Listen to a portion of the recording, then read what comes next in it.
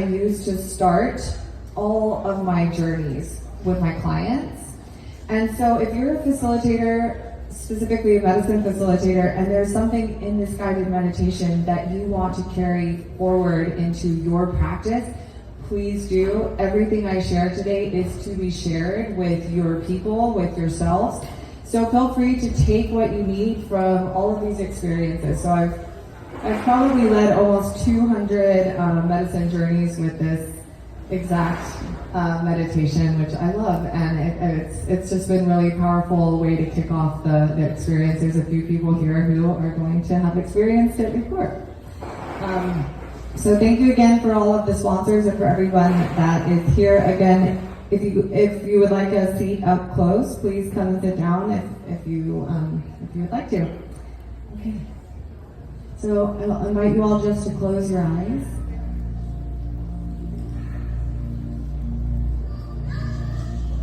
Let's take one big deep breath in together. Hold your breath at the top and sigh it out. Take another deep breath in. Hold and sigh it out.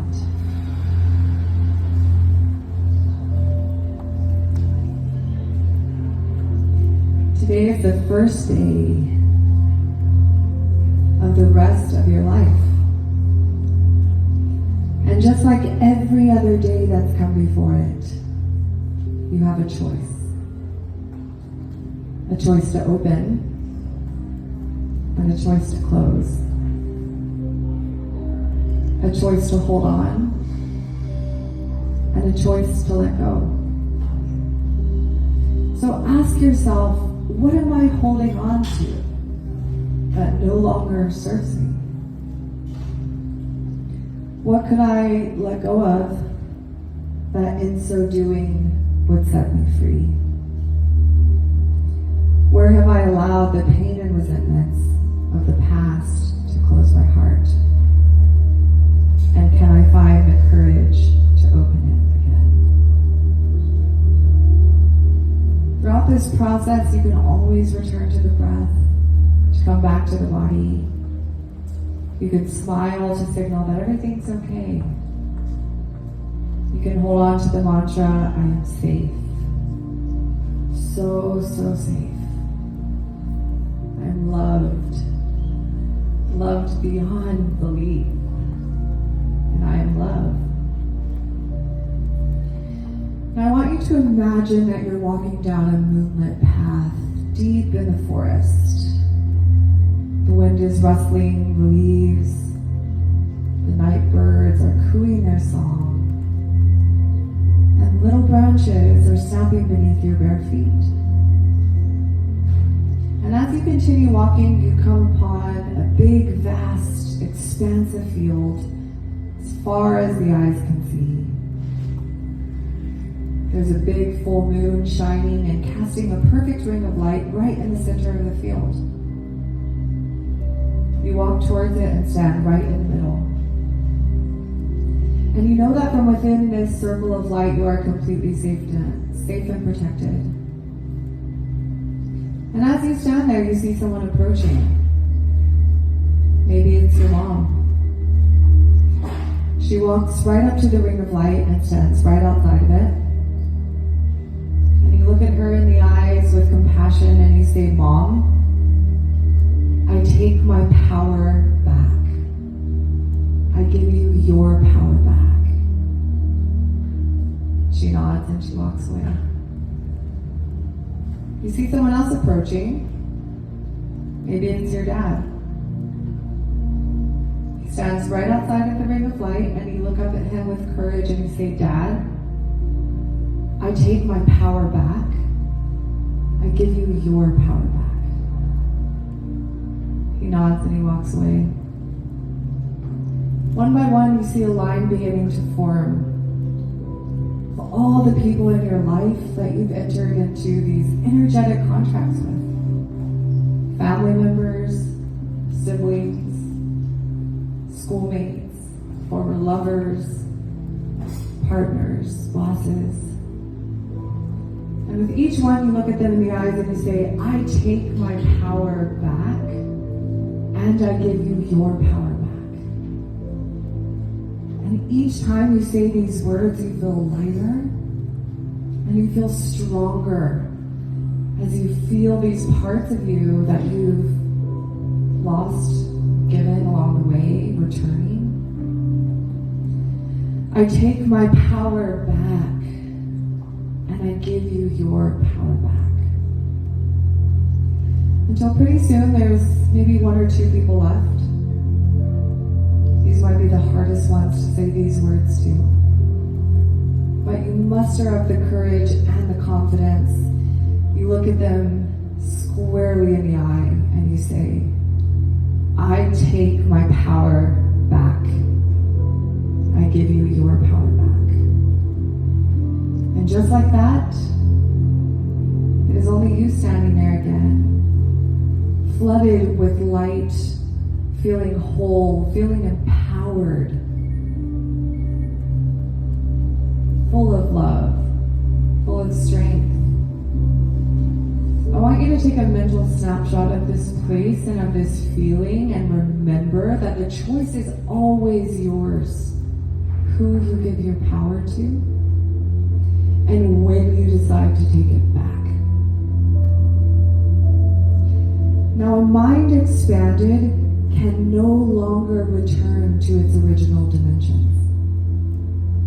That is a gift, and that is a promise that the awareness that you gain here today cannot be lost to you. The person you will be today is not who you were yesterday, and the person you will be tomorrow will not be the same as today. That is the nature of transformation. So take a minute to invite all parts of you to be here, because all parts of you are welcome. And take a moment to listen to what your heart wants to tell you, to what it's been trying to tell you. There is no right way to do this conference. All you have to do is listen and open your heart. Today is the first day of the rest of your life. So what will you choose?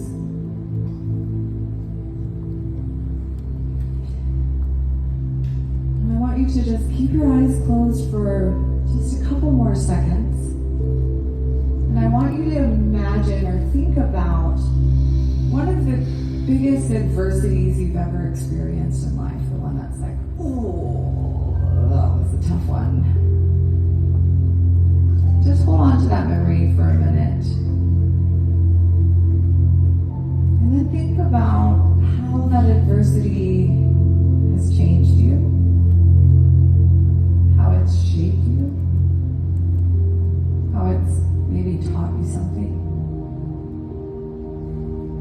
When you're ready, go ahead and open your eyes. Back to the room.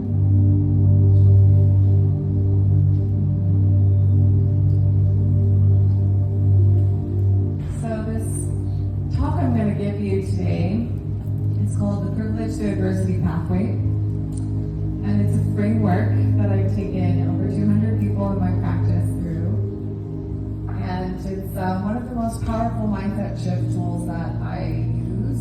And again, you know, there's nothing new under the sun, and this is all just an amalgamation of insights that I've come upon in my life, that I've learned from. There's a little bit of David Hawkins and his Let Go framework in here, even though I've never read that book, but I've heard that it's somewhere.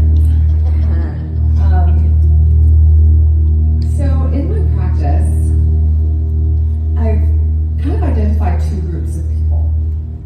The first group, those high achievers, ambitious people. They don't look back. They're always going forward, forward, forward.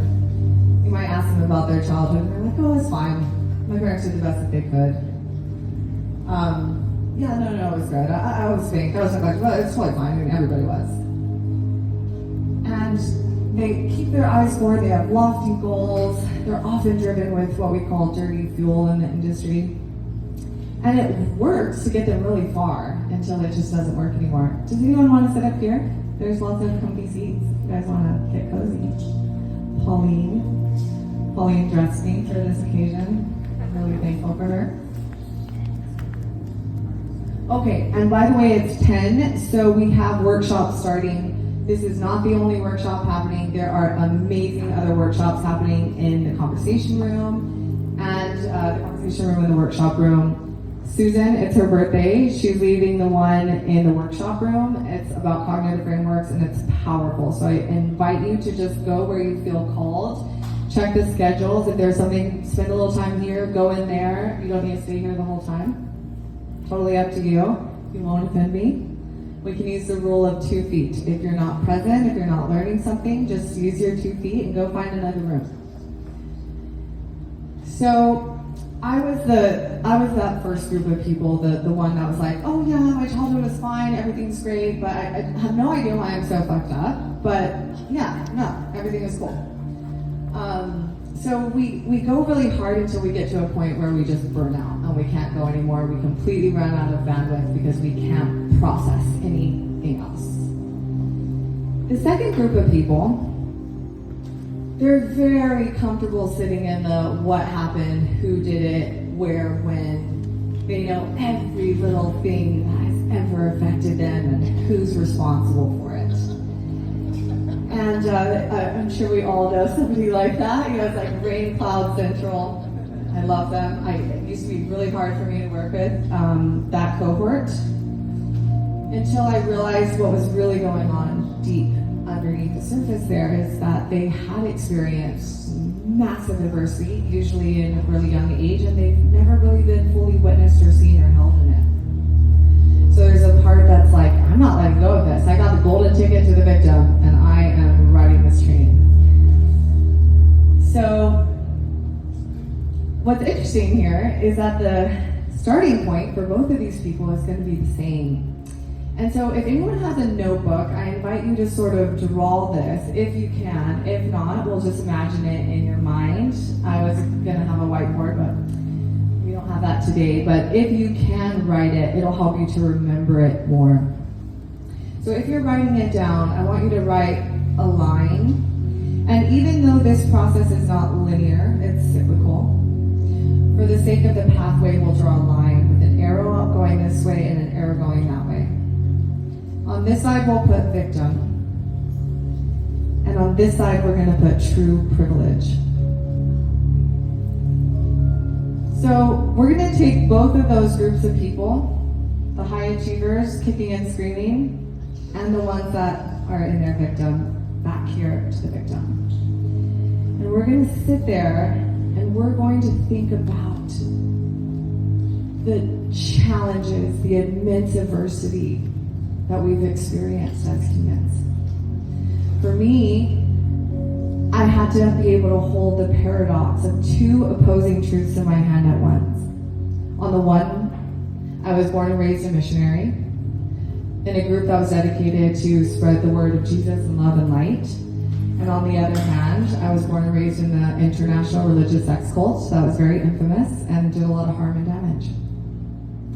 And it wasn't until I was ready to hold both of those truths in my hand that I could really deeply go into the experience of what I went through as a kid.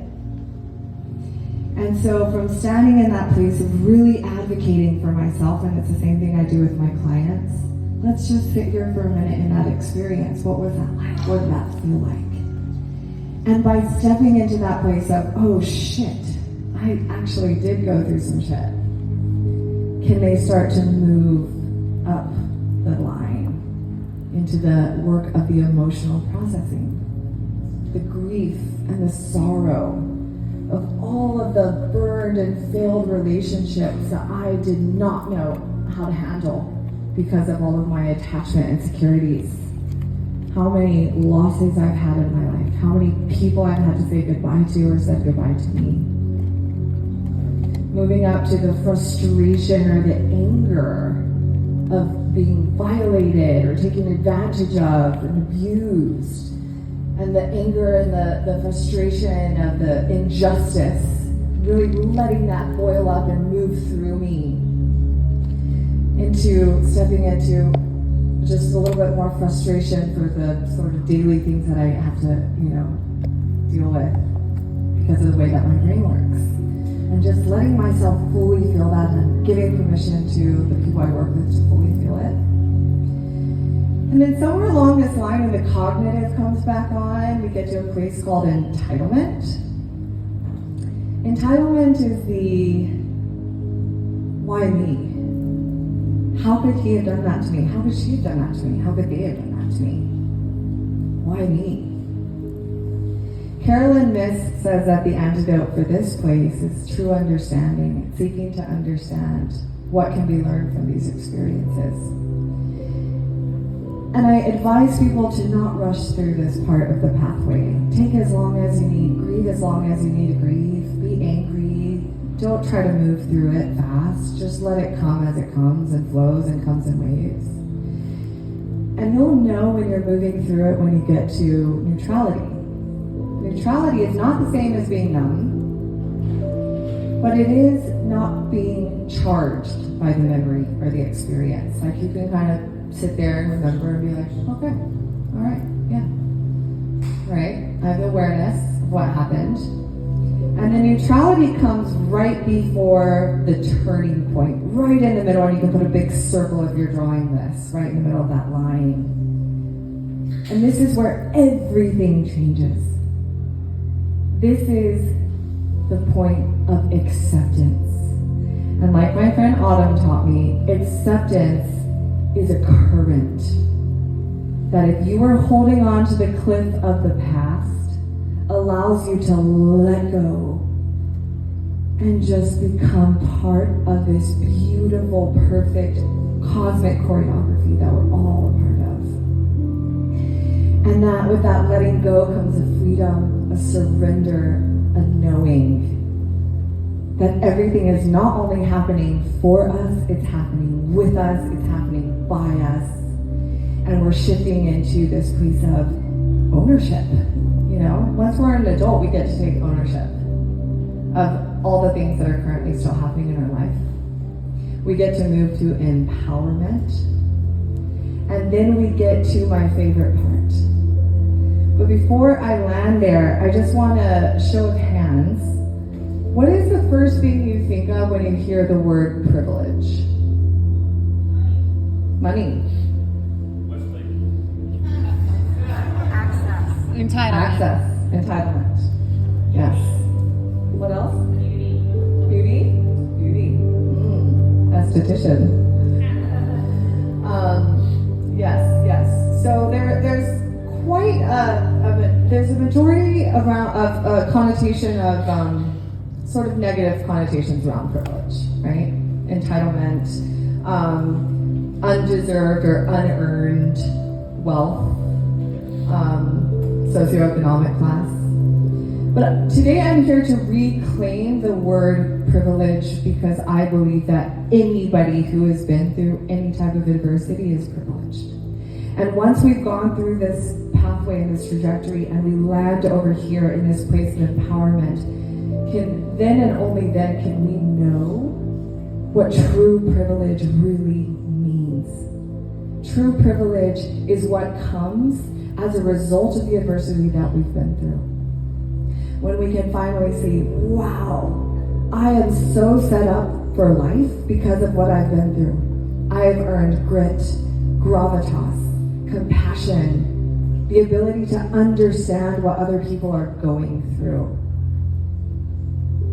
So only through the adversity that we've been through can we understand what it means to truly live a privileged life.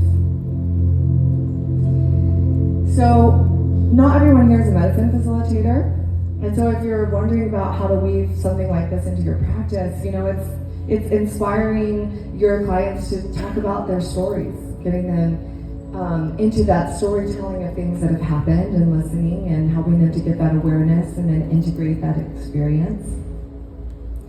Speaking of integration, I'm the founder of TAP Integration, which is an aftercare software platform where we have all these tools and resources just like the one that I shared. that can help to really maximize on the neuroplasticity that forms after a psychedelic experience, but it can happen with any breakthrough experience, breath work, meditation, connection. And so the goal behind TAP is that we're providing these tools and resources for each other to be able to share what we know, share these frameworks. And I want to share a personal commitment that I have with myself in my practice. And I'm committed to seeing everybody I worked with through that pathway of privilege to adversity. So I've been a facilitator, medicine facilitator for about 6 years. And I'm still in contact with about 95% of the people I've done journeys with. Even though I'm no longer actively working with them, I check in with them on a regular basis to find out how they're doing. Because I want to know where they are in that. And even though I'm not their facilitator anymore, I'm part of their community. I'm their cheerleader. I'm their biggest advocate. And part of the work that I do with TAP integration is to really inspire facilitators to recognize that we can hold more.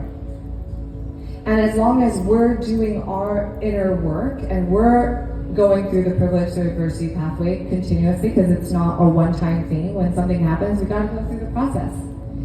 But there's a cheat code that gets you through that line a lot quicker, and it's my favorite tool on earth, and it's gratitude. Gratitude is the cheat code that'll go boop, boop, boop, boop, boop, get you right through once you've already gone through all of the hard stuff. And the way that I teach gratitude, probably a lot of you are already familiar with this, but it's stepping into that thank you. Thank you for the adversity that I've experienced in my life because it's made me who I am today.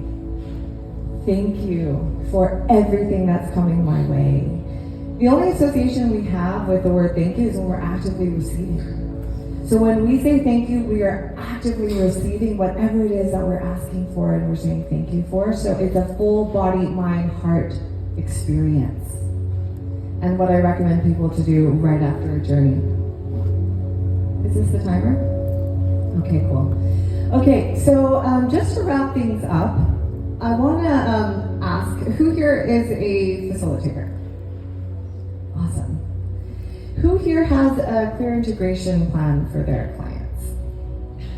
Awesome. And about how long do you offer that integration plan after the journey? Amazing, 6 months. One hand, beautiful, beautiful. And at what point do you see your people falling off?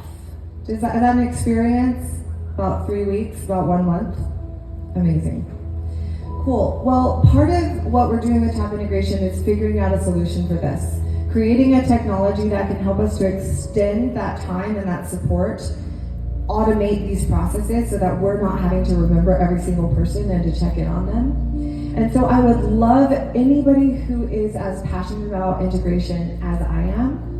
Whenever you have space, there's a QR code here to scan for a poll that will help us to collect data to know where we should build more features on TAP integration to support deepening the relationship between the facilitator and their clients, even beyond their work together, so that we can together start to deepening our connection, our community, and our ability to impact the world. Thank you so much for listening. Thank you guys for being here. I appreciate it.